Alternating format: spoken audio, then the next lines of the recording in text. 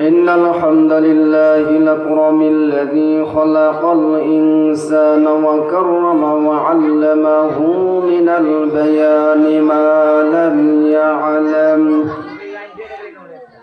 فسبحان الذي لا يحصى امتنانه باللسان ولا بالقلم ونشهد أن لا إله إلا الله وحده لا شريك له ونشهد أن سيدنا ونبينا وشفيعنا وحبيبنا ومولانا محمد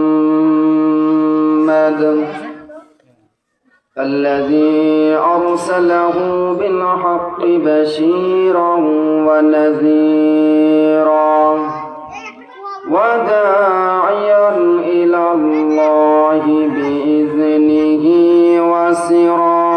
وسراجا وقمرا منيرا قد قال الله سبحانه وتعالى في كلامه المجيد والفرقانه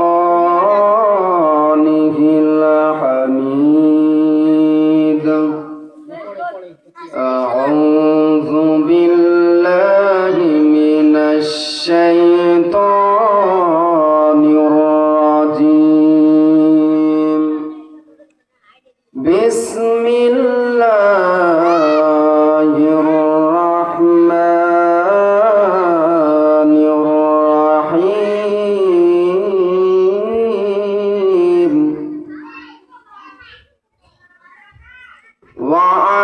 واعتصموا بحبل الله جميعا واعتصموا بحبل الله جميعا ولا تفرقوا واذكروا نعمة الله عليكم إذ كنتم أعداء فألف بين قلوبكم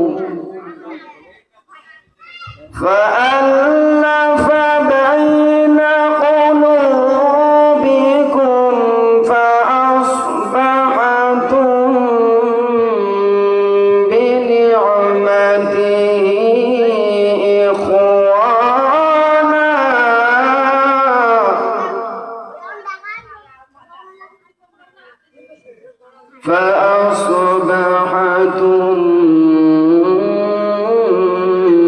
بنعمته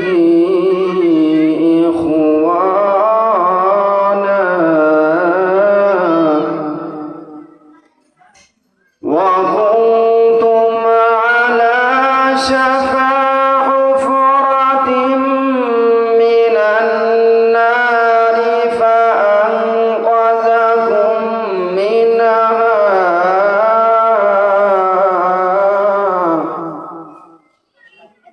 كذلك يبين الله لكم آياته لعلكم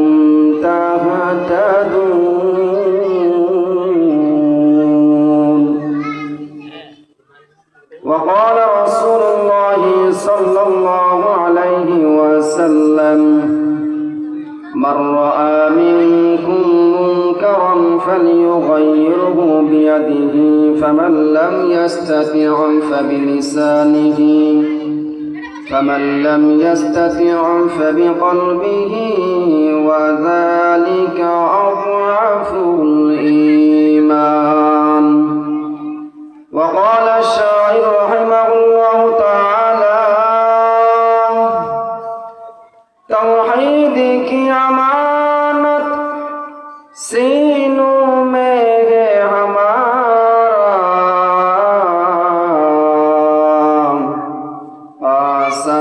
नहीं मिटाना नाम निशा हमारा। আমরা সকলেই মহব্বতে বলি বালাগাল উলাম বিকামালিহি কাশাফাদ দুজা বিজামালিহি حسنت جميع وخصاله صلوا عليه وآله। আমার একটি স্বপ্ন পূরণ করো ও গো দয়াময়, তোমার পথে চলতে গিয়ে মরণ যেন হয় আমার, তোমার পথে চলতে গিয়ে মরণ যেন হয়। আমি অটল যেন থাকতে পারি আল কোরআনের সাথে, ধৈর্য নিয়ে ডাকতে পারি দিন কায়েমের পথে। আমি অটল যেন থাকতে পারি আল কোরআনের সাথে, ধৈর্য নিয়ে ডাকতে পারি দিন কায়েমের পথে। আমায় ধৈর্য দিও সাহস দিও গো দয়াময়, তোমার পথে চলতে গিয়ে মরণ যেন হয় আমার, তোমার পথে চলতে গিয়ে না পাই যেন ভয়। সাদাকাল্লাহুল আযীম। সম্মানিত হাজিরিন, আমরা সর্বপ্রথম সেই মহিয়ান গরিয়ান সর্বশক্তিমান মহাবিজ্ঞানময় আল্লাহ পাক সুবহানাহু ওয়া তাআলা দরবারে লক্ষ কোটি শুকর ও সুজুদ আদায় করছি, যে মহান আল্লাহ পাক সুবহানাহু ওয়া তাআলা আমাদেরকে আপনাদেরকে একটি পবিত্র মজমা তাফসীরুল কুরআন মাহফিলে আসার ও বসার তৌফিক দিয়েছেন। এজন্য আমরা সকলেই অন্তরের স্থল থেকে বলছি আলহামদুলিল্লাহ। সংক্ষিপ্ত আকারে আকায়ে নামদার তাজদার মদিনা দি গর্ব শামেনা সৈয়দুল আম্বিয়া আশরাফুল আম্বিয়া প্যারে হাবিব হুজুর আকরাম সাল্লাল্লাহু আলাইহি ওয়াসাল্লামের শানে দরুদ ও সালাম পেশ করছি। আমরা সকলেই বলছি সাল্লাল্লাহু আলাইহি ওয়াসাল্লাম। সম্মানিত হাজিরিন, বয়ানের পূর্বে আমি আবারও আপনাদেরকে অনুরোধ করতেছি, এদিক সেদিক যারা ঘুরতেছেন অনুরোধ করছি আপনারা সামিয়ানার নিচে বসে পড়েন। আপনারা সামিয়ানার নিচে এসে বসে পড়েন, ইনশাআল্লাহ অনেক ফায়দা হবে, অনেক ফায়দা হবে। যাই হোক, আমি যেই আয়াতখানা তেলাওয়াত করেছি এই আয়াত সম্পর্কে মোটামুটি সকল মানুষ অবগত আছেন। এই আয়াতের মধ্যে কি বিষয়ে আলোচনা করা হয়েছে আমরা মোটামুটি অবগত আছি ইনশাআল্লাহ। এই আয়াতকে কেন্দ্র করে এবং একখানা হাদিসে পাক তেলাওয়াত করেছি, সেই হাদিসে পাককে কেন্দ্র করে অল্প সময় কথা বলবো ইনশাআল্লাহু তাআলা। সম্মানিত হাজিরিন, আজকে আমরা সারা বিশ্বের যেদিকে তাকাই দেখি শুধু মুসলমানরা আজকে নির্যাতিত, মুসলমানরা নিপীড়িত, মুসলমানরা তারা তাদের হক থেকে বঞ্চিত। কথা বলেন ঠিক কিনা? মুসলমানরা আজকে যেদিকেই তাকাবেন অত্যাচারিত, নিপীড়িত। মুসলমানরা তারা তাদের হক থেকে বঞ্চিত। মুসলমানদের মা বোনদের ইজ্জতের কোনো দাম নাই। মুসলমানদের মা বোনদের ইজ্জত যেখানে সেখানে নষ্ট করা হচ্ছে। এর মূল কারণ কি? এর মূল কারণ কি? ইনশাআল্লাহ এর মূল কারণ আমরা বের করব এবং সেই অত্যাচার, সেই জুলুম নির্যাতন থেকে বাঁচার উপায় ইনশাআল্লাহ আজকে আমরা বের করব। আল্লাহর রাসূল সাল্লাল্লাহু আলাইহি ওয়াসাল্লাম বলেন, ইউশিকুল উমামা আন তাদাআ আলাইকুম কামা তাদাআল আকিলাতু ইলা কাসাতিহা। এরকম কোন একটা মজমার মধ্যে আল্লাহ রাসূল সাল্লাল্লাহু আলাইহি ওয়াসাল্লাম সমস্ত সাহাবায়ে কেরামদেরকে যারা উপস্থিত ছিলেন তাদেরকে বলতেছে, ও সাহাবারা, তোমরা জানো তোমাদের মাঝে এমন একটা সময় আসবে যেই সময়ের মধ্যে সারা বিশ্বের সমস্ত বেঈমানরা, সমস্ত কাফেরেরা, ইহুদি নাসারা, খ্রিস্টানরা, তারা একজন আরেকজনকে একে অপরকে ডাকতেই থাকবে। তারা একজন আরেকজনকে ডাকবে। ইহুদিরা খ্রিস্টানদেরকে ডাকবে, খ্রিস্টানরা ইহুদিদেরকে ডাকবে, অন্যান্য সমস্ত বেধর্মের একজন আরেকজনকে ডাকবে। আসো আসো, আমরা সকলেই একই প্ল্যাটফর্মে চলে আসি, আমরা সকলেই ঐক্য হয়ে যাই, আমরা একতাবদ্ধ হয়ে যাই, কারণ মুসলমানদেরকে আমাদের ধ্বংস করতে হবে। কথা বলেন ঠিক কিনা? ভাইরা আমার, আমরা তো সারাটা জীবন নামাজের বয়ান শুনলাম, আমরা সারা জীবন রোজার বর্ণনা শুনলাম, রোজার ফজিলত সম্পর্কে আলোচনা শুনলাম, হজ সম্পর্কে আলোচনা শুনলাম, অন্যান্য মাসলা মাসাইল সম্পর্কে আমরা মোটামুটি ভালো জ্ঞান রাখি, কিন্তু মুসলমানদের মাঝে যে একতা থাকতে হবে এই বিষয়ে আমরা কিন্তু একেবারেই বেখবর হয়ে আছি। আমরা সব কিছু মোটামুটি জানি, কিন্তু মুসলমানদের মাঝে যে একতা দরকার, ঐক্য দরকার, এটার ব্যাপারে আমরা একেবারেই বেখবর, ঠিক কিনা? আজকে সারা পৃথিবীর বেঈমানরা একই প্ল্যাটফর্মে চলে এসেছে।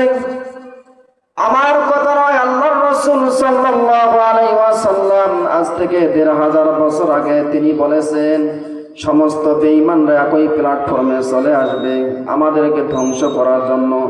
আমি আপনাদেরকে প্রশ্ন করব, বলেন তো ভাইরা, আল্লাহর রাসূলের সেই ভবিষ্যৎবাণী বর্তমান ফলছে কি ফলে নাই? ফলছে কি ফলে নাই?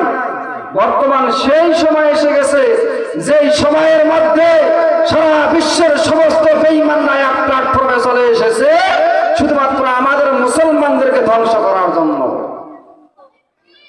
আজকে যেদিকেই তাকাবেন, কি চেচনিয়া, কি বসনিয়া, কি আরাকান, কি বার্মা, কি ভারত, কি ফিলিস্তিন, কি আফগানিস্তান, বাংলাদেশ সহ বাংলাদেশের টেকনাফ থেকে তেতুলিয়া, রূপসা থেকে পাথরিয়া পর্যন্ত যেদিকেই তাকাবেন, আজকে মুসলমানরা অত্যাচারিত, আজকে মুসলমানরা নির্যাতিত, আজকে মুসলমানরা নিপীড়িত, মুসলমানরা আজকে তাদের হক থেকে বঞ্চিত, ঠিক কিনা?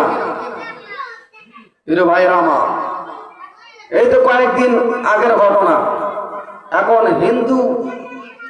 হিন্দুরা একটা দল বের করছে, যেই দল থেকে যুবকরা মুসলমান মেয়েদেরকে বিভিন্ন রকমের কথা দিয়ে ভুলাইয়া তাদের সঙ্গে প্রেম প্রীত করার পর তাদের পেটে বাচ্চা দিয়ে তারা পালিয়ে যায়। নাউজুবিল্লাহ। এই তো কয়েকদিন আগের খবর, ঢাকা গাজীপুর এলাকার মধ্যে মুসলমানের একটা 13 বছর বয়সী বালিকা মেয়ে, এক হিন্দু, 4-5 জন হিন্দুরা মিলে ওই 13 বছরের একটা নাবালিকা মেয়েকে 3 দিন অপহরণ করে, 3 দিন আটকে রেখে তাকে গণধর্ষণ করেছে। সকলে বলে নাউজুবিল্লাহ। প্রিয় ভাইরা আমার, আজকে আমরা চতুর্দিকে মার খাই, চতুর্দিকে নির্যাতিত হই, চতুর্দিকে অত্যাচারিত হই। আমি তো মনে করি এটা আমাদের এই দোষের কারণে, ঠিক কিনা? আমাদের এই দোষের কারণে। দোষটা কি? আল্লাহ রাসূল সাল্লাল্লাহু আলাইহি ওয়াসাল্লাম যে বললেন, তোমাদের মাঝে এমন একটা সময় আসবে যেই সময়ের মধ্যে সমস্ত বেঈমানরা একই প্ল্যাটফর্মে চলে আসবে, তারা তোমাদেরকে ধ্বংস করার জন্য ঐক্য হয়ে যাবে। তাদের মধ্যে ঐক্য ঠিক আছে, কিন্তু মুসলমানদের মাঝে বর্তমান ঐক্য নাই। কথা বলেন ঠিক কিনা? আমাদের মাঝে ঐক্য আছে? আছে। কেউ বা করে জামাতে ইসলামী, কেউ বা করে চরমনাই ইসলামী আন্দোলন বাংলাদেশ, কেউ বা করে আওয়ামী লীগ, কেউ বা করে বিএনপি, কেউ বা করে জাতীয় পার্টি, কেউ বা করে জাসদ, কেউ বা করে বাসদ, কেউ বা জমিয়তে উলামা, কেউ বা খেলাফতে ইসলাম আন্দোলন, কেউ বা খেলাফতে মজলিস। এরকম শত শত দল রয়েছে যেগুলোর মধ্যে মুসলমানরা আছে। প্রিয় ভাইরা আমার,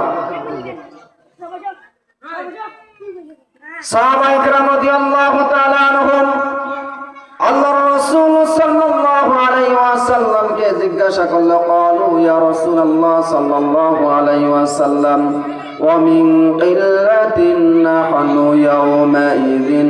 ইয়া রাসূলুল্লাহ সাল্লাল্লাহু আলাইহি ওয়াসাল্লাম, যেই জামানার মধ্যে সমস্ত বেঈমানরা একই প্ল্যাটফর্মে চলে এসে মুসলমানদেরকে ধ্বংস করবে, মুসলমানদেরকে মারবে, ওই জামানার মধ্যে কি মুসলমানদের সংখ্যা কম হবে নাকি?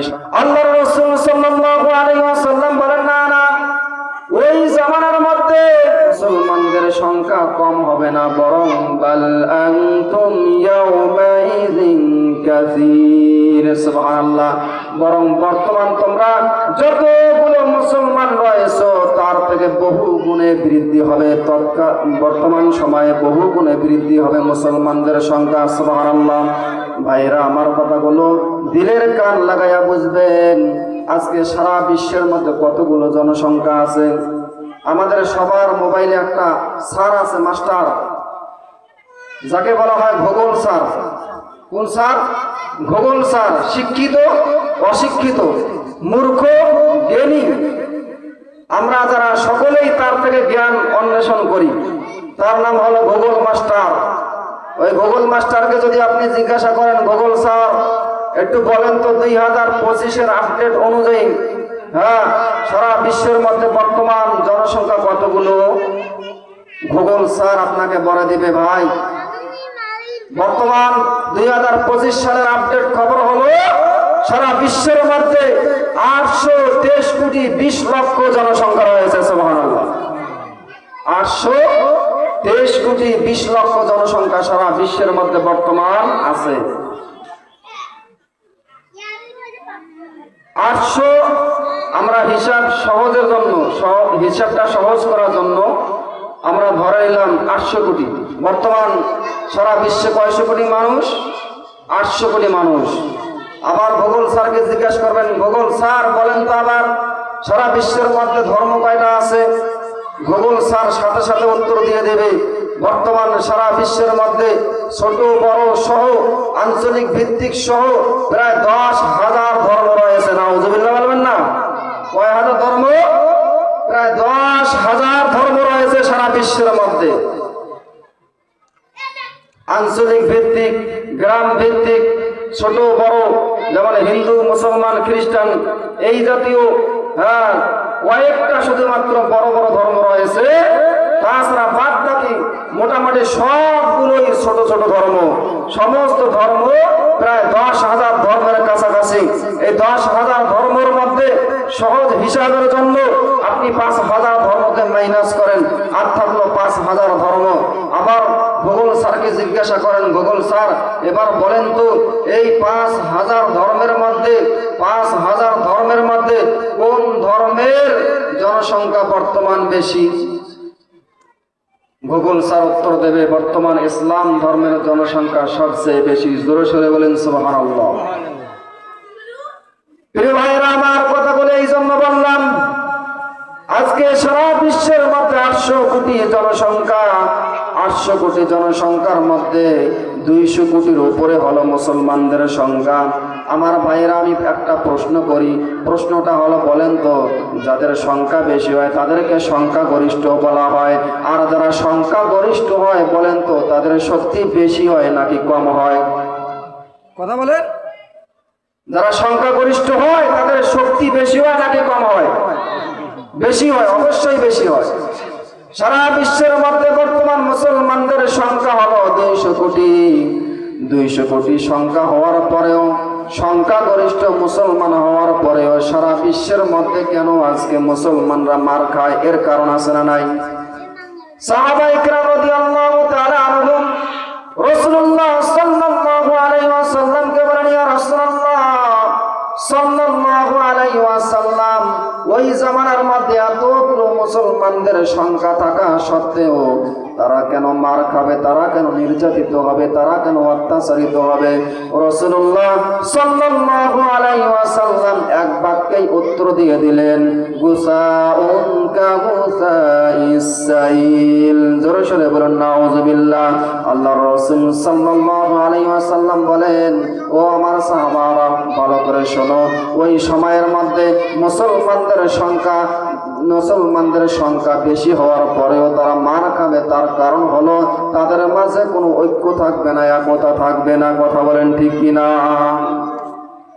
আল্লাহর রাসূল আজ থেকে ১৫০০ বছর আগে বলে গেছে, মুসলমানদের মাঝে কোনো ঐক্য থাকবে না, একতা থাকবে না। বর্তমান সেই সময় এসে গেছে, যেই সময়ের মধ্যে সারা বিশ্বের বেঈমানরা একই প্ল্যাটফর্মে চলে এসেছে, ঐক্য হয়ে গেছে, একতাবদ্ধ হয়ে গেছে। শুধুমাত্র মুসলমানদের মাঝে একতা নাই, ঐক্য নাই, যার কারণে আজকে মুসলমানরা চতুর্দিকে নির্যাতিত হয়ে যাচ্ছে। আজকে ভাই আমাদের মাঝে ঐক্য না থাকার কারণে, আমাদের মাঝে একতা না থাকার কারণে ইহুদি, নাসারা, খ্রিস্টানরা, বেঈমানরা মুসলমানদের ধর্মীয় গ্রন্থকে নিয়ে ষড়যন্ত্র করতেছে। মুসলমানদের নিজের প্রাণের থেকেও দামি ইসলাম ধর্মকে নিয়ে তারা ষড়যন্ত্র করতেছে। এই তো কয়েকদিন আগে একটা ভিডিও দেখলাম, এক যুবক প্রকাশ্য দিবালোকে লাইভে এসে একটা বিশ্ববিদ্যালয়ে কোরআনকে নিক্ষেপ করে, কোরআনকে লাথি মারতেছে। নাউযুবিল্লাহ বলবেন না? কোরআনকে লাথি মারতেছে। তার কয়েকদিন পর আবার একটা মেয়ে দেখলাম চেয়ারের মধ্যে এইভাবে বসে আছে, হাতে কোরআন নিয়ে এরকম নাচানাচি করতেছে, আর বিভিন্ন রকমের যেগুলো কথা বললে কোরআনের অবমাননা হয় এরকম কথাবার্তা বলে সে কোরআনকে অবমাননা করতেছে। এটাও চলে গেল। আবার কয়েকদিন পর আবার একটা ভিডিও দেখলাম, এক কুলাঙ্গার, সেই কুলাঙ্গার কোরআনকে হাতে নিয়ে এরকম ঘুমাঘুমি করতেছে। ঘুমাইতে ঘুমাইতে এক পর্যায়ে কোরআনকে নিক্ষেপ করলো। ও ভাই মুসলমান ভাইয়েরা, আর আমার প্রশ্ন হলো, যেই সমস্ত কুলাঙ্গাররা আমাদের ইসলাম ধর্মকে নিয়ে ষড়যন্ত্র করতেছে, কোরআনকে নিয়ে ষড়যন্ত্র করতেছে, কোরআনকে অবমাননা করতেছে, তাদের বাড়ি কি বাংলাদেশে নয়? অবশ্যই তাদের বাড়ি বাংলাদেশে। তাদের বাড়ি হলো বাংলাদেশে। বাংলাদেশ এটা হলো মুসলিম রাষ্ট্র, যেই দেশের মধ্যে ৯৫% হলো মুসলমানরা বসবাস করে। সেই ৯৫% মুসলমানদের রাষ্ট্রে কিছু কুলাঙ্গাররা আমাদের ইসলাম ধর্মকে নিয়ে, আমাদের কোরআনকে নিয়ে তারা ব্যঙ্গ করবে, তারা কটূক্তি করবে। আমরা মুসলমানরা এটা কখনো সহ্য করতে পারবো না। প্রিয় ভাইরা আমার, তারা আজকে এগুলো করতেছে। আমি তো মনে করি দোষ তো আমাদের। দোষ কাদের? দোষ আমাদের, আমাদের দুর্বলতা, আমাদের দুর্বলতা। ঠিক কিনা কথা বলেন? আমরা কিছু বলি না, তাই তারা মাথায় উঠে গেছে, যার কারণে তারা বারবার কোরআনকে নিয়ে ষড়যন্ত্র করে। আমরা কিছু বলি না বিধায় তারা মাথায় উঠে গেছে, যার কারণে তারা বারবার ইসলামকে নিয়ে ষড়যন্ত্র করে। কথা বলেন ঠিক কিনা? বর্তমান সরকার ডক্টর মোহাম্মদ ইউনূস সাহেব, উনি তো মুসলমান না? উনি কি এই ভিডিওটা দেখেন নাই? কোরআনকে নিয়ে অবমাননা করা হয়, ইসলামকে নিয়ে ষড়যন্ত্র করা হয়। ওনারও দায়িত্ব ছিল তাদেরকে প্রকাশ্যে জাতীয় মসজিদ বাইতুল মুকাররমের সম্মুখে এনে প্রকাশ্যে ফাঁসির কাস্টে ঝুলিয়ে তাদেরকে ফাঁসির রায় দেওয়া। ঠিক কিনা? যদি একজনকে এরকম ফাঁসির রায় দিয়ে তাকে ফাঁসি দিয়ে মৃত্যুদণ্ড দেওয়া হতো, তাহলে বাংলার জমিনে আর কোন বাপের বেটার সাহস হতো না আমাদের কোরআনকে নিয়ে অবমাননা করতে পারে, আমাদের ইসলামকে নিয়ে ষড়যন্ত্র করতে পারে। এরকম কোন বাপের বেটার জন্ম হতে পারতো কিন্তু আমরা কিছু না বলার কারণে তারা আজকে মাথায় উঠে গেছে। দিন যতই যায় তারা ততই ইসলামকে নিয়ে ষড়যন্ত্র করতেছে।